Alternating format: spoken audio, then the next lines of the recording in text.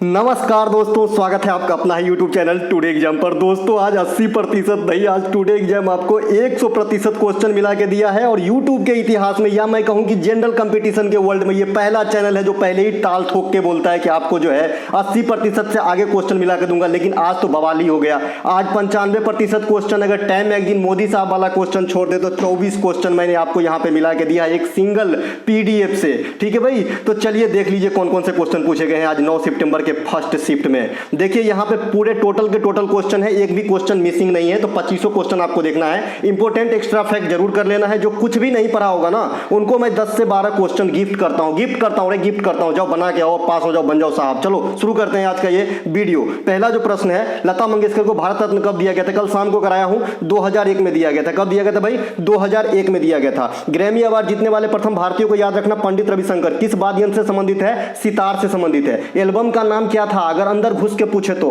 Waste meets east के लिए मिला था 1968 में। ठीक है, पंडित रविशंकर 5 ग्रैमी अवार्ड जीत चुके हैं। कितने? 5 ग्रैमी अवार्ड जीत चुके हैं। अगर पंडित रविशंकर का घराना पूछ दिया तो क्या करोगे? चुपचाप आओगे? नहीं, बना क्या ना बोलना, बनारस घराने से थे। ठीक है भैया। इसके अलावा भारत के प्रथम ऑस्कर अवार्ड विजेता कौन थे? भानु अथैया मैडम, है ना। ये कब जीती थी? 1983 में, कॉस्ट्यूम डिजाइनिंग के लिए। तो इन्हें भी ध्यान रखेंगे। ग्रैमी अवार्ड जीतने वाले प्रथम भारतीय महिला कौन है? तन्वी शाह। किस लिए जीती थी भाई? फिल्म स्लम डॉग मिलीनियर में वो गीत था जय हो, उनको स्पेनिश रूपांतरण करने के लिए जीती थी। ग्रैमी अवार्ड 2024 कितने भारतीयों को दिया गया है? 5 भारतीयों को दिया गया है। तो इन्हें भी ध्यान रखिएगा, ये आपके हॉट टॉपिक रहेंगे आने वाले समय के लिए। क्योंकि करंट अफेयर 2024 का भी पूछा है कि भाई आपका जो है मंत्रालय में अमुक मंत्रालय के मिनिस्टर कौन है। जैसा कि मैंने आपको पहले ही बता दिया था कि मोदी के मंत्रिमंडल 3.0 से क्वेश्चन जो बदल गए वो जरूर पूछे जाएंगे, और पूछ दिया गया है ना। तो जो 5 ग्रैमी अवार्ड मिला है, ये जाकिर हुसैन साहब तबला वादक से संबंधित है, बांसुरी वादक राकेश चौरसिया साहब, गायक शंकर महादेवन, वायलिन वादक गणेश राजगोपालन और तबला वादक सेल्वा गणेशन विनायक राम। इन 5 को जो है 2024 में ग्रैमी अवार्ड से सम्मानित करा गया है। ठीक है भाई। इसके अलावा जाकिर हुसैन साहब को 2024 में अगर आपसे पूछेगा कि एक साथ कितने ग्रैमी अवार्ड मिले, तो 3 ग्रैमी अवार्ड मिले हैं। पिछले साल यानी 2023 में आपको किनको ग्रैमी अवार्ड मिला था भारतीयों को? कुछ याद है? याद है क्या कुछ आपको? रिकी केज, है ना। किनको याद था भाई? किनको भाई याद था? ये रिकी केज को मिला था पिछले साल। कौन से एल्बम के लिए? डिवाइन टाइट्स के लिए। कौन सा एल्बम के लिए? डिवाइन टाइट्स के लिए। रिकी केज को पहली बार कब ग्रैमी मिला था? 2015 में। कौन से एल्बम के लिए? विंड्स ऑफ संसारा के लिए। एक एक बात ध्यान रखेंगे, काम बनती जाएगी। देखिए इनके अलावा जो है जो आपका जाकिर हुसैन साहब है, इन्हें 2023 में पद्म विभूषण भी दिया गया था। तो ये बात भी याद रखेंगे। ये जो है तबला के मशहूर वादक हैं और अल्लाह रखा साहब के पुत्र हैं। भारत रत्न से सम्मानित जो 6 गो म्यूजिशियन हैं, इनका नाम देख लेंगे। एम सुब्बा लक्ष्मी सबसे पहले 1998 में मिलती है इनको भारत रत्न। ये किससे जुड़े हुए हैं? कर्नाटक संगीत से। कर्नाटक संगीत में कितने स्वर होते हैं? कहेंगे 12 स्वर होते हैं। और कर्नाटक संगीत का क्षेत्र कौन कौन सा होता है? तो ये वाला क्षेत्र होता है आंध्र प्रदेश,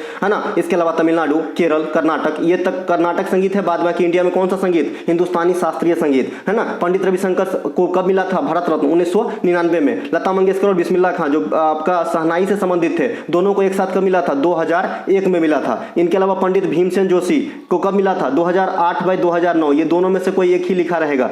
भूपेन हजारिका साहब को कब मिला था? 2019 में मिला था। अच्छा, भूपेन हजारिका साहब का क्या उपनाम है? सुधा कंठ। क्या कहते हैं इसे? सुधा कंठ या अमृत कंठ कहते हैं। किसे? भूपेन हजारिका साहब को, असमिया गायक। इनके अलावा लता मंगेशकर पुरस्कार 2023 महाराष्ट्र सरकार का किसे दिया गया है? सुरेश बाडकर को दिया गया है। ध्यान रखेंगे, ये क्वेश्चन टॉप पे रहेगी। लता मंगेशकर पुरस्कार कौन से 2 स्टेट देते हैं? तो मध्य प्रदेश और महाराष्ट्र। इन दोनों को ध्यान रखना है। बाद बाकी अगर लता दीनानाथ मंगेशकर अवार्ड 2024 अगर आपसे पूछता है तो अमिताभ बच्चन आंसर होगा। ठीक है भाई, ये दोनों को ध्यान रखेंगे। इनके अलावा लता मंगेशकर पहली गाना किस भाषा में गाई थी? मराठी भाषा में। कौन सा पिक्चर का वो नाम था या एल्बम का नाम था? कितनी हसाल, है ना। कितनी हसाल। कितना हंसोगे, है ना। इसके अलावा इंदौर में इनका जन्म हुआ था 1929 में। ध्यान रखेंगे। लता मंगेशकर 2022 में इस दुनिया को छोड़ दी। इनके अलावा रॉयल एल्बर्ट जो हॉल लंदन के अंदर है, वहां पे गायन कार्य करने वाली पहली भारतीय महिला कौन है? तो ये लता मंगेशकर है। तो इन्हें भी ध्यान रखेंगे, है ना भैया, इन्हें भी ध्यान रखेंगे। चलते हैं आगे। आप लोगों से गुजारिश है कि आज जो कंटेंट खरीदने आ रहे हैं तो कोई भी वार्तालाप न करें, सिर्फ पेमेंट करें और स्क्रीनशॉट डालें। हो सकता है कि 4-5 मिनट लग जाए मुझे जवाब देने में, मैं अकेला ही हूं, सब कुछ हैंडल करना पड़ता है। चलते हैं आगे।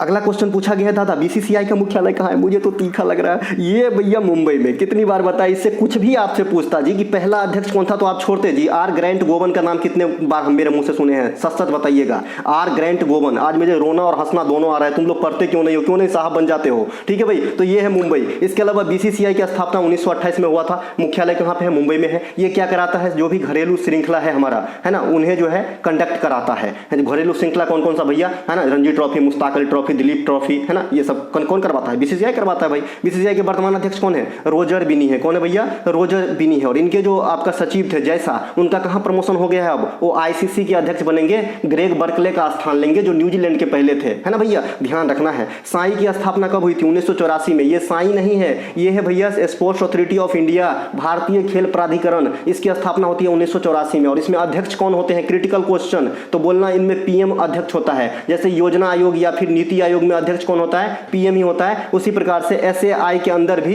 है ना, अध्यक्ष कौन होते हैं? पीएम ही होते हैं। तो ये भी ध्यान आपको रखना ही रखना पड़ेगा, है ना भाई, है ना। इनके अलावा आईओसी, आईओसी क्या होता है? Indian Olympic committee. इनकी स्थापना कब होती है? 1927 में। और किसके द्वारा किया जाता है? ये बहुत important, very important, Dorabji Tata साहब के द्वारा। और दोराबजी टाटा ही इनके प्रथम अध्यक्ष भी थे, है ना। इनके अलावा वर्तमान अध्यक्ष कौन है? PT Usha madam. अब पीटी उषा मैडम से और क्या क्वेश्चन बन जाएगा कि भाई आईओसी के अंदर पहली महिला अध्यक्ष कौन है? तो भी पीटी उषा आपका आंसर हो जाएगा। ठीक है, फोड़ेंगे नहीं तब तक छोड़ेंगे नहीं। ब्रिटिश काल का पहला गोल्फ कोर्स कौन सा है? जिस दिन हमने आपको डुरंड कप बताया था, है ना, उसी दिन मैंने ये भी बता दिया है। ब्रिटिश काल का पहला गोल्फ कोर्स जो है ये आपका रॉयल गोल्फ कोर्स है। अगर इससे भी पहले का पूछता है तो रॉयल ब्लैक होगा, लेकिन उनको जो है पूर्ण रूप से सार्वजनिक नहीं किया गया था, इसीलिए मुझे लग रहा है कि ये आपके ऑप्शन में होगा। इनके अलावा जो रॉयल गोल्फ कोर्स की स्थापना 1829 में किया गया था। भारत का सबसे पुराना फुटबॉल क्लब आने वाले शिफ्ट के लिए बीबीआई कर ले बीबीआई कर ले भैया, तो ये 1889 में हुआ था। मोहन बागान की स्थापना, किसकी? मोहन बागान की। ये सबसे पुराना फुटबॉल क्लब है। इनके अलावा भारत में सबसे पुराना घरेलू क्रिकेट का कौन सा भैया? रणजी ट्रॉफी। रणजी ट्रॉफी की स्थापना 1934 में हुआ था, रणजीत सिंह के नाम पे रखा गया है। तो ये बात भी आपको रखना है, ये बात भी आपको ध्यान रखना है ना भैया। इनके अलावा फुटबॉल की सबसे पुरानी प्रतियोगिता कौन सी है? डुरंड कप है। कौन सी है? डुरंड कप जो है ये फुटबॉल की सबसे पुरानी प्रतियोगिता है, तो इन्हें भी ध्यान रखेंगे। 1888 में स्टार्ट होता है। भारत की सबसे पुरानी हॉकी टूर्नामेंट अगर कल होके कोई पूछ दे तो क्या करोगे? बेटन कप बता देना चुपके से, है ना, बेटन कप बता देना कि भाई ये सबसे पुरानी है 1895 में। अरे अभी तो रुको, यही नहीं रुकना है। अगर आपको पूछे कि भाई सब ग्रैंड स्लैम टूर्नामेंट में सबसे पुराना कौन सा है तो कहें विंबलडन की स्थापना कब हुई थी? कोई बच्चा 1877 में। कब हुआ था? 1877 में हुआ था। और ग्रैंड स्लैम टूर्नामेंट में सबसे नवीन कौन है? ऑस्ट्रेलिया ओपन 1905 वाला। तो ये दोनों बात ध्यान रखना है। इसके अलावा अगर पुरुष क्रिकेट वर्ल्ड कप पूछे तो 1975 50 ओवर वाला, महिला क्रिकेट वर्ल्ड कप पूछे तो 1973 50 ओवर वाला, पुरुष टी20 पूछे तो 2007, महिला टी20 पूछे तो 2009, अगर अंडर 90 महिला टी20 वर्ल्ड कप पूछे तो 2023। अरे कहां जाओगे? ओलंपिक पूछे तो 1896, है ना। ये सब ध्यान रखना है बेटा, काम बनेगी। चलते हैं आगे। भारत का पूर्ण रूप से स्थापित कुतुब गोल्फ कोर्स का स्थापना 2000 में हुआ था, जिसे 2002 में, है ना, सार्वजनिक किया गया था, जो दिल्ली के अंदर है। तो इसमें से कहां छूटेगा क्वेश्चन बताओ। चलते हैं आगे। दाल का सबसे बड़ा उत्पादन पूछा है, कॉमन सेंस का क्वेश्चन है। राजस्थान। राजस्थान जो है, अगर, क्योंकि मुझे लग रहा है राजस्थान ही आंसर होगा, क्योंकि अगर आपसे पूछे कि भाई 2022 में एक स्पेसिफिक टाइम आया था जब दाल चढ़ गए थे राजस्थान के अंदर। अभी वर्तमान में अगर पूछा होगा, वर्तमान शब्द लगा होगा तो फिर मध्य प्रदेश आपको आंसर देना है। वो डिपेंड करता है कि क्वेश्चन का ओरिजिनल लैंग्वेज क्या था। ठीक है भाई। कपास का सबसे बड़ा उत्पादन राज्य, तो ये आपका गुजरात है, कई बार पढ़ा है और आने वाले शिफ्ट में इसे रख भी लेंगे। कपास का उत्पादन आपका महाराष्ट्र में सबसे ज्यादा, कपास का सबसे पहला मिल जो है महाराष्ट्र में लगाया गया था। चीनी का सबसे बड़ा उत्पादक महाराष्ट्र को पछाड़ के उत्तर प्रदेश बन गया था पिछले वित्तीय वर्ष में, तो इन्हें भी ध्यान रख लेंगे। इनके अलावा जूट का सबसे बड़ा उत्पादक पश्चिम बंगाल राज्य है। भारत में जूट की फैक्ट्री सबसे पहले कहाँ लगा? रिसरा में 1855 में लगा था। जूट कैसा खरीफ का फसल है, बारिश की आवश्यकता होती है, इसे गोल्डन फाइबर भी कहा जाता है। देखिए मेरा यही मतलब स्पीड है, आपको थोड़ा कवर करना पड़ेगा, क्योंकि एनालिसिस है भैया, कौन देखेगा अगर लेट डालूंगा तो। और आप लोग इतने तो हम आप पे दया करते नहीं हो कि बाद में भी देख सकते हैं। कोई लाइक तो करता ही नहीं यार, जबकि मैं 100% क्वेश्चन मिला के देता हूं भाई, है ना। वर्तमान समय में भारत के सबसे बड़ा सीमेंट उत्पादक राज्य कौन सा है? तो ये आपका राजस्थान है। वर्तमान में पूछेगा तो ठीक है। वैसे जो अग्रणी राज्य में खाली पूछता है कि कथन के अनुसार में कभी कभी क्या कर देता है कि निम्नलिखित में से कौन सा एक सीमेंट उत्पादक राज्य नहीं है, तो जो उत्पादक राज्य है राजस्थान है, मध्य प्रदेश है, आंध्र प्रदेश है। एक क्वेश्चन आपसे पूछा जाता है कि पोर्टलैंड सीमेंट का आविष्कार कब और किसके द्वारा किया गया था? तो 1824 में ब्रिटेन में किया गया था, उनका नाम था जोसेफ आस्पदीन, है ना। तो ये बात भी आपको ध्यान रखना है पोर्टलैंड सीमेंट के बारे में,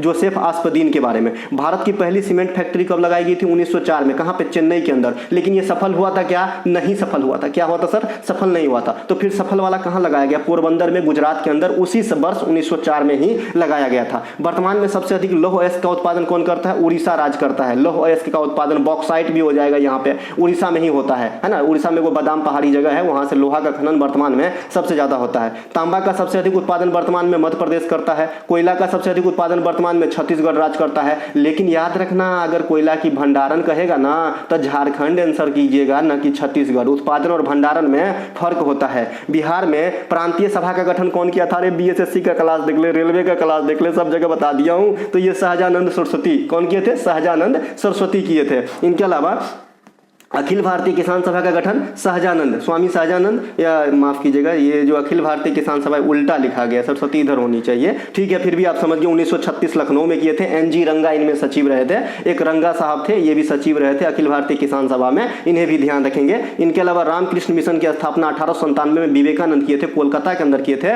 मित्र मेला और अभिनव भारत की स्थापना वीर सावरकर ने किए थे। तो ये बात भी आपको ध्यान रखना है। इनके अलावा लठमार होली पूछ रहा है, कितनी बार पूछेंगे भैया ये लठमार होली? ये आपका उत्तर प्रदेश में होता है लठमार होली, है ना। चरकुला डांस है, वो चरकुला डांस पूछता है आपका, ये भी उत्तर प्रदेश का है दादा। एक आपका कथक नृत्य है, अगर पूरा इंडिया है तो ठीक, उत्तर इंडिया, नहीं तो उत्तर प्रदेश से काम चला लेंगे। कजरी कल बताया था, बारिश के समय गाई जाती है, उत्तर प्रदेश में होती है। सोहर, जब बच्चा लल्ला का जन्म होता है उत्तर प्रदेश में, तो सोहर लोग गाते हैं, है ना, ध्यान रखेंगे, ये उत्तर प्रदेश का है भैया। इसके अलावा जब लठमार होली आ गया तो मसाने होली, आपने गाना भी सुना होगा, होली खेले मसाने में, ये कहाँ होता है? बनारस में होता है ना, मणिकर्णिका घाट के पास। इसके अलावा यहाँ पे कुछ अन्य राज्य जहाँ के त्योहार और नृत्य को हम यहाँ पे देखने वाले हैं। असम का देवगानी, बिहू, बिछुआ, नट पूजा, कली गोपाल, खेल गोपाल, बगुरम्बा, नागा, खेल गोपाल, तबल चुंगली, डांगी, होवन जाय, ओजापाली नृत्य, ये सभी के सभी आपको कहाँ पे मिलेगा भाई साहब? असम के अंदर मिलेगा और कहीं नहीं मिलेगा। मेघालय, लाहो, बांग्ला, सादसुक, मैनिन्स, नोंग क्रेम,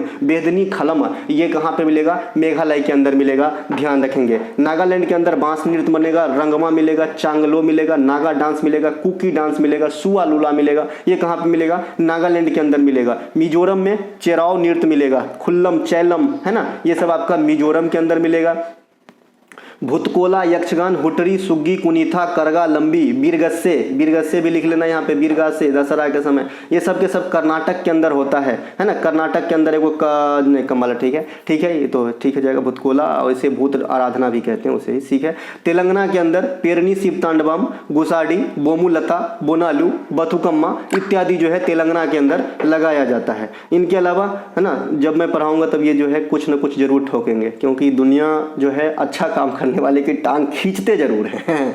करगम, कोलाट्टम, ये सब तमिलनाडु में करते होता है। त्रिपुरा में होजीगरी, ममिता, गरिया, ये सब त्रिपुरा के अंदर होती है ना। खर्ची पूजा का नाम एगो महोत्सव है जिसमें 14 देवी देवता की पूजा होती है, ये भी त्रिपुरा को ही रिलेट कर लेना। मध्य प्रदेश में 13 ताली, राजस्थान में भी होगा, अगर मध्य प्रदेश ऑप्शन में नहीं है तो माच, मटकी, आड़ा, खरा नाच, फूलपति, गिरिडा डांस, सेला भदोनी, जवारा राय, ये सभी के सभी जो है कहाँ पे होता है? मटकी भी लिख लेना, मटकी नहीं लिखा है इसमें, मटकी भी लिख लेना, ये मध्य प्रदेश के अंदर होता है। कहाँ पे होता है? मध्य प्रदेश के अंदर होता है। इनके अलावा उत्तर प्रदेश में यहाँ पे चरकिला, है ना, कजरी, रसलीला, नौटंकी, झोरा, जयपली, जैता, ये सब उत्तर प्रदेश में, ये एक्चुअली नृत्य है, ये त्योहार नहीं है, नहीं तो लठमार होली भी होता। जम्मू कश्मीर हफीजा, रऊ, डोंगरी, कूडो, बच्चा नगमा, दुमहल, मदसाज, दमली, हिक्कत। जरूरी नहीं है कि एक बार त्योहार पूछा तो अगली बार भी त्योहार पूछोगा, इसलिए मैं नृत्य करवा रहा हूँ, ठीक है। ये रहा आपका ई बुक का लुक, इसे पढ़ लीजिए और साहब बनिए, ये साहब बनाने की जो है ग्रंथ है। इसके अलावा आत्मीय सभा का फाउंडर पूछा है, एक बच्चा बोल रहा है प्रार्थना समाज का फाउंडर पूछा है। दोनों में से कोई भी पूछा होगा तो ये टुडे एग्जाम है बेटा, यहाँ से नहीं लोगे तो राजा राम मोहन राय हो जाएगा आत्मीय सभा का। प्रार्थना समाज का हम आगे फैक्ट में आपको बताएंगे, ठीक है मेरे भाई। देखिए ब्रह्म समाज के फाउंडर कौन है? राजा राम मोहन राय, 1828 में कोलकाता में। इसके अलावा आर्य समाज के फाउंडर कौन है? दयानंद सरस्वती, 1875 आपका आर्य समाज का सही है, महाराष्ट्र में। सत्यशोधक समाज के फाउंडर कौन है? ज्योतिबा फुले, कब? 1873, कहाँ पे? महाराष्ट्र में। प्रार्थना समाज के फाउंडर कौन है ना? 1867 आत्माराम पांडुरंग महादेव गोविंद रानाडे के प्रयास, दोनों के प्रयास से किया गया था। ये भी कहाँ पे हुआ था? महाराष्ट्र में। विधवा पुनर्विवाह संघ, विधवा पुनर्विवाह संघ की स्थापना कहेगा तो महादेव गोविंद रानाडे, लेकिन खाली विधवा पुनर्विवाह है ना, जो अधिनियम है ये कहेगा तो 1856 होगा, और संघ कहेगा तो 61 होगा। जो अधिनियम है वो ईश्वर चंद्र विद्यासागर के नाम से रिलेट है, और जो संघ वाला बात है ना वो महादेव गोविंद रानाडे के नाम से रिलेट है। एक क्वेश्चन पूछा जाता है, गुलामगिरी पुस्तक के लेखक कौन है? गुलामगिरी के पुस्तक के लेखक ज्योतिबा फुले है, जो मराठी भाषा में लिखा गया था, जो मराठी भाषा में लिखा गया था, है ना। इनके अलावा जो है आपका, है ना, अगला क्वेश्चन पूछा गया था कि संवैधानिक उपचारों के अधिकार किसे कहते हैं, या फिर संवैधानिक उपचारों के अधिकार से संबंधित कौन सा आर्टिकल है। ऐसा क्वेश्चन आपसे पूछा गया, अरे कुछ भी पूछने दो, आर्टिकल 32 आंसर हो जाएगा। एक बच्चा बता रहा है कि आर्टिकल 32 किस भाग में है, ऐसा क्वेश्चन पूछा गया था तो भाग 3 होगा। कुछ भी पूछे यहाँ से आपका क्वेश्चन नहीं छूटेगा, सबका आंसर दूंगा। फंडामेंटल राइट अमेरिका के संविधान से लिए गए हैं, जिसे 12 से 35 के आर्टिकल के बीच में रखा गया है, और इसे भारतीय संविधान का मैग्ना कार्टा कहा जाता है। वर्तमान में कितने मौलिक अधिकार है दादा? तो 6 मौलिक अधिकार है। ये 6 मौलिक अधिकार आपके सामने हैं, कौन कौन से हैं? 14 से 18 अगर आप बात करें तो समानता के अधिकार होते हैं, हालांकि इनके अलग अलग है। 14 में समता का अधिकार, 15 में जाति धर्म लिंग आदि के आधार पर भेदभाव नहीं करेगा कोई। इनके अलावा जो है आपका, है ना, इनके, एक मिनट रुक जाइएगा जरा, मेरे घर से फोन आ। इसके अलावा जो 16 में है लोक नियोजन के मामले में समता का अधिकार, 17 में छुआछूत का अंत, 18 में उपाधियों का अंत। 14 से 18 समता में रखते हैं, 19 से 22 कैटेगराइज करते हैं, स्वतंत्रता का है। 23 और 24 शोषण के विरुद्ध अधिकार है, जिसमें 23 आपके बलात् श्रम पे रोक और 24 जो है बाल श्रम पे निषेध बताता है। 25 से 28 धार्मिक स्वतंत्रता है। 29 और 30 अल्पसंख्यक हित है। आपको बताया था कि 20 और 21 आर्टिकल किसी भी परिस्थिति में नहीं बदलता है, ये बात भी आपको ध्यान रखना होगा भैया, नहीं तो काम न बनेगी। इनके अलावा बाघ परियोजना बताया गया है 1973 में, कल शाम को भी बात करा था, परसों भी बात करा था, जब बाघ की काउंटिंग मैंने बताया था कि कितने बाघ काउंट किए गए हैं इंडिया के अंदर, तो 1973। मध्य प्रदेश को बाघ राज्य कहा जाता है, यहाँ पे बाघ लिखा है, मैं देख रहा हूँ, लेकिन आप समझ रहे हैं मेरी भावनाओं को समझिए साहब। बाघ साइंटिफिक नाम क्या है? पैंथेरा टाइगरिस है। क्या है भैया? पैंथेरा टाइगरिस जो है ना। इनके अलावा प्रोजेक्ट टाइगर की शुरुआत कब हुई थी? 1993 में, ये ध्यान रखेंगे। प्रोजेक्ट टाइगर 1993 नहीं, 92 कर लेंगे, इसे 92 कर लेंगे सर, 99992 कर लेंगे सर, है ना, 92 कर लेंगे सर। वन्य जीव संरक्षण अधिनियम 1972 में आया था साहब। भारत की सबसे अधिक वन मध्य प्रदेश में है सर, सबसे कम वन हरियाणा राज्य में स्थित है सर, है ना, ये ध्यान रखेंगे। वन की सर्वेक्षण कितने साल पे होते हैं इंडिया के अंदर? 2 साल पे होते हैं, और भौगोलिक स्थिति के अनुसार भारत को जो है मतलब बैलेंस रहने के लिए कितने प्रतिशत वन होनी चाहिए? तो 1/3 यानी 33.3% भाग पे होनी चाहिए, जो अभी कितने हैं? 24.62% भाग पे वन है, तो इसे भी ध्यान रखेंगे। भारतीय वन सर्वेक्षण का मुख्यालय कहाँ पे है? देहरादून के अंदर है। आपसे एक क्वेश्चन पूछा गया है 2024 मोदी के मंत्रिमंडल से कि भाई साइंस एंड टेक्नोलॉजी मंत्रालय में मंत्री कौन है वर्तमान में? मैं बता दिया हूं, जिनके पत्ता बदले हैं उन्हीं को ज्यादा पूछा जाएगा। जैसे चिराग पासवान को आपको पूछा जाएगा, जितेंद्र सिंह को पूछा जाएगा, गिरिराज सिंह पहले पंचायती मंत्री थे, अब उनके जगह पे जो नए पंचायती मंत्री आए हैं उनको आपको पूछा जाएगा। तो ये सब कब सीखोगे, है ना। चलते हैं आगे। ये जो मंत्रालय वाला पीडीएफ है टेलीग्राम पर भी दिया गया है फ्री ऑफ कॉस्ट, आप वहां से भी सर्च करके ले सकते हैं। अभी कोई बच्चा 2 स्लाइड करेगा, बोलेगा नहीं है, फिर आके इधर मैसेज करेगा, इसीलिए कुछ बताता भी नहीं रहता हूं, है ना। नील दर्पण के लेखक कौन है? दीनबंधु मित्रा। कौन है भैया? दीनबंधु मित्रा। नील दर्पण के लेखक कौन है? दीनबंधु मित्रा है नील दर्पण के लेखक, है ना। संवाद कौमुदी के लेखक कौन है? संवाद कौमुदी के लेखक राजा राम मोहन राय। इसके बारे में अभी ऊपर में मैंने आपको बताया है कि राजा राम मोहन साहब जो है 1828 में ब्रह्म समाज की स्थापना इन्होंने करा था, ठीक है। इनके अलावा सत्यार्थ प्रकाश के लेखक कौन है? स्वामी दयानंद सरस्वती, जिन्होंने आर्य समाज को जो है एस्टैब्लिश किए थे, इनको भी ध्यान रखना है ना। इनके अलावा नीचे क्या है? सत्यशोधक समाज हो गया 73 में, है ना। इनके अलावा आप यहाँ पे जो नील दर्पण के लेखक हैं इनसे संबंधित कुछ और पुस्तक यहाँ पे देख लेंगे। इंदिरा गांधी के बहुत सारे पुस्तक है जो मैं बता रहा हूँ, बता क्या दिया हूँ, याद भी करवा दिया हूँ, है ना। माई एक्सपेरिमेंट विथ ट्रूथ जो है सत्य के साथ मेरा प्रयोग। इनके अलावा ethical religion, Hind Swaraj, Indian opinion, Navajivan जो गुजराती समाचार पत्र था। इसके अलावा नेटाल भारतीय कांग्रेस की स्थापना, माई ट्रूथ इंदिरा गांधी की किताब है। जवाहरलाल नेहरू की किताब क्या है? डिस्कवरी ऑफ इंडिया, विश्व के इतिहास, है ना, ग्लिम्पसेस ऑफ वर्ल्ड हिस्ट्री है। Mohammad Hidayatullah, men on baseball. Atal Bihari Vajpayee, मेरे 51 कविताएं। सरोजनी नायडू, गोल्डन थ्रेशोल्ड, है ना, the time of song, life and the death of the spring, इस प्रकार की किताब है। सॉन्ग ऑफ इंडिया भी सरोजनी नायडू की किताब है। ममता बनर्जी, है ना, इनके किताब पूछे जा सकते हैं। My unforgettable memory. Sheila Dikshit, citizen Delhi is my life of time. Yashwant Sinha, India unmade. Hamid Ansari, citizen and society. Manmohan Singh, changing India, ठीक है, ये सब ध्यान रखेंगे। बाद बाकी एग्जाम वॉरियर मोदी साहब का किताब भी है जो काफ़ी पूछा जाता है, इन्हें भी ध्यान रखेंगे। इनके अलावा अगला प्रश्न पूछा गया था कि हाई कोर्ट किस अनुच्छेद के तहत रीट जारी करते हैं, है ना। तो हाई कोर्ट जो है आपका रीट जारी करती है 226 के तहत और सुप्रीम कोर्ट 32 के तहत। कोई क्वेश्चन नहीं छूटेगा, इंडिया में कोई भी कोर्ट से क्वेश्चन आपसे पूछे, है ना भैया। देखिए सर्वोच्च न्यायालय की चर्चा 124 में है, हाई कोर्ट की चर्चा 214 में है, और 124 को 2 को 1 को पहले लिख देंगे तो 214 हो जाता है मेरे ख्याल में, ये ट्रिक भी बताया हूँ, ठीक है। देखिए रिकॉर्ड अभिन्यायालय सर्वोच्च न्यायालय 129 के अनुसार होता है और हाई कोर्ट जो है 215 के अनुसार रिकॉर्ड अभिन्यायालय होता है। अब ये रिकॉर्ड अभिन्यायालय क्या होता है, अनुसरण करने की, जैसा समझ लीजिए कि जैसा ऊपर वाला कर रहा है नीचे वाला करेगा, यानी जो सर्वोच्च न्यायालय का फैसला सुनाता है किसी मामले में उसका कॉपी पेस्ट हाई कोर्ट कर सकता है, समझिएगा यही रिकॉर्ड न्यायालय होता है। आपको ज्यादा जो है ना LLB तो करनी नहीं है, एग्जाम पास करनी है ना। इनके अलावा देखिए ये आपका 214 हाई कोर्ट है, 226 के तहत सुप्रीम कोर्ट रीट जारी करते हैं, 32 के तहत हाई कोर्ट रीट जारी करते हैं। आर्टिकल 32 को हम संवैधानिक उपचारों का अधिकार कहते हैं जो मौलिक अधिकार के अंतर्गत है, लेकिन भीमराव अंबेडकर ने इसे जो है ये संविधान का आत्मा भी माना है, ठीक है, ये ध्यान रखेंगे। हाई कोर्ट में जो न्यायाधीशों की नियुक्ति है या फिर तबादला ट्रांसफर है ये कौन करते हैं, तो प्रेसिडेंट साहब करते हैं, ये ध्यान रखेंगे। और हाई कोर्ट में जो भी जज हैं उनकी रिटायरमेंट की एज कितनी होती है दादा, तो 62 वर्ष होती है, लेकिन सुप्रीम कोर्ट में रिटायरमेंट की एज कितनी होती है, तो 65 वर्ष होती है। सुप्रीम कोर्ट में वर्तमान में जजों की हाईएस्ट नंबर कितने हो सकते हैं, 34 हो सकते हैं, 33 + 1 हो सकते हैं। 1 चीफ जस्टिस ऑफ इंडिया जो वर्तमान में CGI कौन है, DY चंद्रचूड़ साहब है, भारत के 50वें CGI हैं, इन्हें ध्यान रखेंगे। और 65 वर्ष यहाँ पे जो है रिटायरमेंट की एज होती है। भारत में सुप्रीम कोर्ट का गठन 1773 के रेगुलेटिंग एक्ट के थ्रू 1774 में पहली बार कोलकाता के फोर्ट विलियम में किया गया था। बाद में क्या होता है, आपका जो आधुनिक सुप्रीम कोर्ट है ना, ये तो 1950 में गठन हुआ है भाई, ये तो बहुत लेटेस्ट है। जो पुराने वाला बात कहेगा तो 1774 में होगा। भारत में संघीय न्यायालय का गठन 1935 के अधिनियम के तहत 1937 में किया गया था, है ना भाई। भारत में हाई कोर्ट का गठन एक साथ है ना 3 जगह किया गया था, कलकत्ता, बंबई और आपका इधर कौन सा भैया, मद्रास, ये 1862 में करी गई थी। वर्तमान में इंडिया में 25 हाई कोर्ट है, इन्हें ध्यान रखेंगे। इनके अलावा राष्ट्रपति तथा उपराष्ट्रपति संबंधित चुनावी विवाद कौन निपटाता है, तो सर्वोच्च न्यायालय निपटाता है।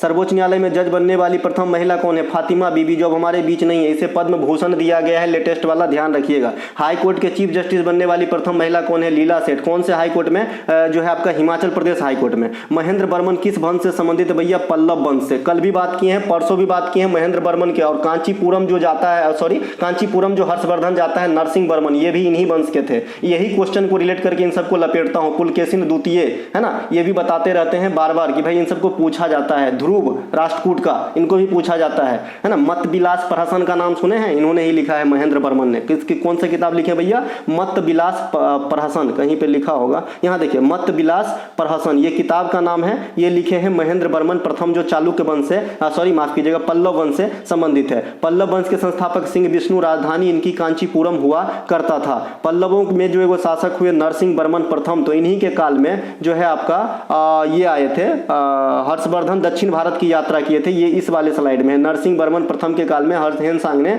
दक्षिण भारत की यात्रा की थी। पल्लवों में नरसिंह बर्मन प्रथम ने पुलकेशिन द्वितीय को भी हराया था, ठीक है भाई, ये बात ध्यान रखेंगे। और पुलकेशिन द्वितीय ने हर्षवर्धन को हराया था। तो ये जो क्लू है ना, ये आपको याद रखना है, काम आवेगा, लिंकिंग के काम करता है ये सब। देखिए जो नरसिंह बर्मन प्रथम है, इनको एगो उपाधि दिया गया था, बातापी कोंडा, है ना। एगो गंगोई कोंडा चोला होता है जो चोल वंश की उपाधि है, ये है बातापी कोंडा, भूलना मत, है ना।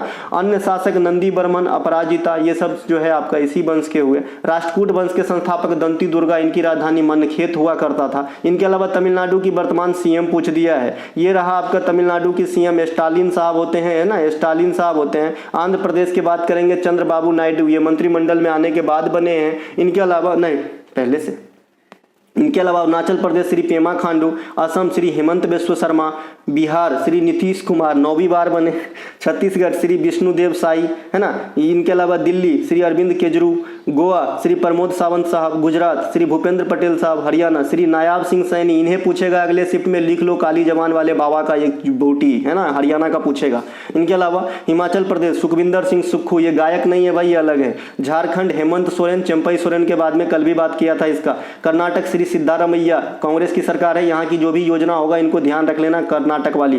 केरल श्री पिनरई विजयन, मध्य प्रदेश श्री मोहन यादव, महाराष्ट्र एकनाथ शिंदे साहब, मणिपुर NBK बिरेन, मेघालय कॉनराड संगमा, मिजोरम लाल दहुमा की पार्टी जीते हैं, ये ऑफिसर थे पहले, इनको भी ध्यान रखेंगे लाल दहुमा को मिजोरम में। नागालैंड नेफ्यू रियो, ओडिशा जीतन मोहन चरण मांझी, अभी जो है नवीन साहब का कार्यकाल खत्म हो गया, पहले बीजेपी सरकार बने उड़ीसा में, तो इन्हें भी ध्यान रख लेंगे, है ना, मांझी साहब को। इनके अलावा भजन लाल आपका राजस्थान का है। सुदर्शन झील का निर्माण किसने करवाया था, या तो ये क्वेश्चन पूछा है, या फिर सुदर्शन झील का जीर्णोद्धार किसने करवाया था। मैं 100% कह सकता हूँ जीर्णोद्धार पूछा होगा। सुदर्शन झील का निर्माण कहेगा तो चंद्रगुप्त, लेकिन अगर जीर्णोद्धार कहेगा तो रुद्रदमन प्रथम, ठीक है। और अगर सेकंड जीर्णोद्धार कहेंगे, क्योंकि भाई फिर से समुद्रगुप्त भी इन पे काम किया था, ठीक उसी के जैसा जैसे ऐबक ने कुतुब मीनार की नींव रखी, इल्तुतमिश ने बनवा दिया, है ना, और फिरोज तुगलक ने इसकी ऊपर का फ्लोर बना दिया, तो इनमें भी 3 आदमी का नाम आता है। वैसे भी यहाँ भी 3 आदमी का नाम आता है। भाई चंद्रगुप्त साहब जो है इन्होंने स्थापित करवा दिए, है ना, लेकिन रुद्रदामन प्रथम इन पे जो है मतलब रिजुविनेट करवाया, और पुनः रिजुविनेट जो है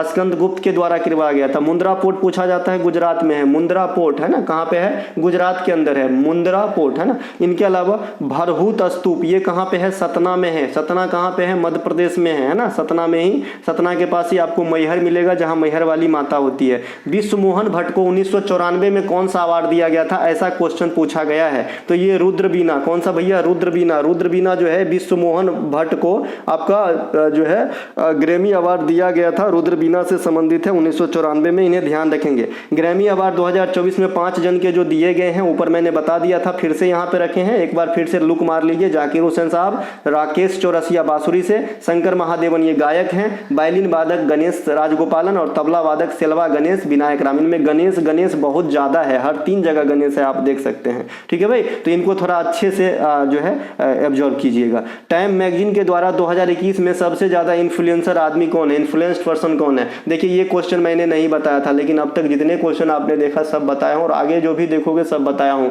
है ना। आज मुझे वास्तव में रोना आ रहा है कि एक ऐसा बच्चा, या मैं बच्चा ही हूँ, टीचर तो हूँ नहीं मैं, है ना, कि आपको पहले ही बता देता है कि भाई आप पढ़ लो पास हो जाओगे। कोई भी पेड क्लास जो 1999 का होगा, ये भी नहीं आपको इस लफ्ज में बताएगा कि आप पढ़ो, आपको मैं इतना करके दूंगा, लेकिन मैं देता हूं ना, तो आप वीडियो को लाइक करते हो, अगर जो है न तो मन से आप पढ़ते हो, ठीक है, और कंटेंट जो बच्चे लेते हैं शायद वो मन से पढ़ते हैं, है ना। चलिए, तो ये है आपका नरेंद्र मोदी साहब। अब देखिए टाइम मैगजीन के बारे में मैंने बताया था कि 2022 में नॉमिनेट होने वाले अभिनेता शाहरुख खान थे, इनको भी ध्यान रखना। टाइम मैगजीन 2024 के लिए 100 शक्तिशाली लोगों के लिस्ट में 4 भारतीय मूल के हैं, साक्षी मलिक, आलिया भट्ट, अजय सिंह बंगा जो विश्व बैंक के हेड हैं, और सत्या नडेला, है ना। तो ये चारों आदमी को याद रखना। अगर फिल्म हीरोइन कहेंगे तो आलिया भट्ट आंसर हो जाएगा। टाइम मैगजीन के पर्सन ऑफ द ईयर जो लेटेस्ट वाला है, ये टेलर स्विफ्ट को रखा गया है। किसे रखा गया, टेलर स्विफ्ट को। हर्षवर्धन किस वंश से थे, ये क्वेश्चन आपसे एग्जामिनर कर रहा है। क्या ही बोलूं मैं इन एग्जामिनर को, भाई साहब क्वेश्चन नहीं मिल रहा तो हमसे पूछो ना भाई,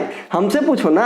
हर्षवर्धन किस वंश के, पुष्यवृत्ति वंश के। मैं जानता हूं एग्जाम की प्रेशर कुछ अलग रहती है, अच्छा आता क्वेश्चन भी गलत हो जाता है, लेकिन फिर भी, है ना, ये कॉमन है। हर्षवर्धन की प्रारंभिक राजधानी थानेश्वर, दूसरी राजधानी कन्नौज, आने वाले शिफ्ट के लिए करके रखिएगा। हर्षवर्धन के काल में हेनसांग भारत आया था। नागानंद, रत्नावली और प्रियदर्शिका, ये तीनों किताब जो है हर्षवर्धन खुद ही लिखे थे, जबकि कादम्बरी और बाणभट्ट, माफ कीजिएगा, कादम्बरी और हर्षचरित, ये दोनों किताब का नाम है, जिनके लेखक कौन थे, बाणभट्ट थे। इसी प्रकार से एक प्रयाग प्रशस्ति आपका पूछा जाता है कि इनके लेखक कौन है, प्रयाग प्रशस्ति। तो प्रयाग प्रशस्ति के लेखक जो हैं ये आपका कौन रहेगा, हरिसेन रहेगा। कौन रहेगा भाई, हरिसेन रहेगा। और ये हरिसेन जो है ये किनके दरबारी कवि है, तो समुद्रगुप्त के दरबारी कवि है। एक क्वेश्चन आपसे पूछा है कि रक्षा मंत्रालय में एफडीआई इन्वेस्टमेंट की राशि बढ़ाकर कितनी कर दी गई है, और मैंने अभी 4 से 5 दिन पहले ही इस बात पे गहन चिंता भी जताया था कि कोई भी रक्षा वाली चीज में आप 100% एफडीआई कर दे रहे हो, दिस इज नॉट गुड, है ना। तो अब जो भी है ये आपको 100% आंसर करना है। रक्षा की जो भी चीज है इन पे विदेशी डायरेक्ट इन्वेस्टमेंट 100 है, कि भाई कोई भी चीज जो है इसमें एक मतलब लोग जो है बाहर के 100% इन्वेस्टमेंट कर सकते हैं इसमें। जहां पे मैं आपको औद्योगिक नीति बताया था, मुझे सब याद रहता है रे, 1948 में जब मैं प्रथम औद्योगिक नीति बताया था कि इसमें 4 कैडर में किया गया था। 1956 में बताया था कि उद्योग धंधा को 3 कैडर में बांटा गया था। तो यहाँ जहां पर मैंने बताया था कि रेलवे और परमाणु से संबंधित जो कार्यक्रम है इनको स्थापित करने के लिए लाइसेंस की आवश्यकता नहीं होती है, उन्हीं बातों में बात मैं ये भी बात आपको बताया था। याद रखोगे, फायदे में रहिएगा। ठीक है भैया, तो ये थे आज के एनालिसिस। इसके अलावा एगो बच्चा बोल रहा है रेडॉक्स अभिक्रिया पूछा गया है। अब देखिए रेडॉक्स अभिक्रिया का जो है उदाहरण देके शायद समीकरण के रूप में पूछा है कि इनमें से कौन सा रेडॉक्स अभिक्रिया है ना। लेकिन रेडॉक्स अभिक्रिया का डिफिनेशन तो आप सभी जानते हैं कि जो भाई अवकरण और ऑक्सीकरण दोनों हो रहा हो, अवकरण और ऑक्सीकरण दोनों हो रहा हो, उसे क्या कहते हैं? रेडॉक्स अभिक्रिया कहते हैं। ऑक्सीकरण में क्या होता है? Addition of oxygen, removal of hydrogen होता है ना, इसको बाहर करते हैं और इसको ऐड करते हैं। और अवकरण में क्या होता है? जो है आपका यहाँ पे रिमूवल ऑफ ऑक्सीजन होता है और एडिशन ऑफ हाइड्रोजन होता है। तो ये बात ध्यान रखेंगे, आप हमसे बढ़िया से जानते होंगे, ये 9th क्लास की चीज है। और दोनों अभिक्रिया जब एक साथ में किसी भी चेन में होती है तो उसे रेडॉक्स अभिक्रिया कहा जाता है। इनके अलावा एक क्वेश्चन आपको प्रेसिडेंट के साहब से पूछा गया है, प्रेसिडेंट है ना, कि भाई निम्न में से कौन से कथन प्रेसिडेंट के बारे में सही या गलत है। तो ये तो फिर कथन देख के ही पता करना पड़ेगा। फिलहाल मैं बता दूं, प्रेसिडेंट बनने के लिए आपकी उम्र 35 साल होनी चाहिए। इंडिया में आप कितना टाइम भी प्रेसिडेंट चुने जा सकते हैं, लेकिन इत्तेफाक आज तक सिर्फ एक ही प्रेसिडेंट राजेंद्र प्रसाद साहब हैं जो 2 बार रहे हैं कार्यकाल में, बाद बाकी कोई भी 2 बार नहीं रह चुके हैं। प्रेसिडेंट जो है आप लाभ के पद पे न हो, किसी भी सदन के सदस्य न होते हैं। इनके अलावा प्रेसिडेंट जो है महान्यायवादी की नियुक्ति करते हैं, राज्यपाल की नियुक्ति करते हैं, हाई कोर्ट में सुप्रीम कोर्ट के जज की नियुक्ति करते हैं, यूपीएससी के अध्यक्ष और सदस्यों की नियुक्ति करते हैं। ये सब हो जाएगा। इसके अलावा नियंत्रक एवं महालेखा परीक्षक की नियुक्ति करते हैं। इनके अलावा प्रेसिडेंट साहब जो है आपके संसद के अभिन्न होते हैं, सेनाओं के प्रमुख होते हैं। ये सब बात प्रेसिडेंट पे एग्जिस्ट करता है। 52 आर्टिकल प्रेसिडेंट के बारे में बताता है, 72 उनके क्षमादान के बारे में बताता है, 61 उन पे महाभियोग के बारे में बताता है ना। ये सब ध्यान रखेंगे। तो ये थे आज के एनालिसिस। अच्छा लगा हो तो जरूर लाइक करें, शेयर करें, सब्सक्राइब करें और अपने दोस्तों को जो है बताएं कि टुडे एग्जाम नाम का एक छोटू सा चैनल है जिसके कंटेंट पढ़ के तुम पास हो जाएगा। ठीक है, मिलेंगे। अगर कंटेंट चाहिए डिस्क्रिप्शन में लिंक है। और आज लेट लग सकता है कंटेंट लेने में, तो आप स्क्रीनशॉट डालते जाएं पे करके, आपको मिल जाएगा, तुरंत मिल जाएगा, 4-5 मिनट। अब तो मैं फ्री हो गया वीडियो बनाने के बाद, तो देता हूँ। ठीक है भैया, जय हिंद।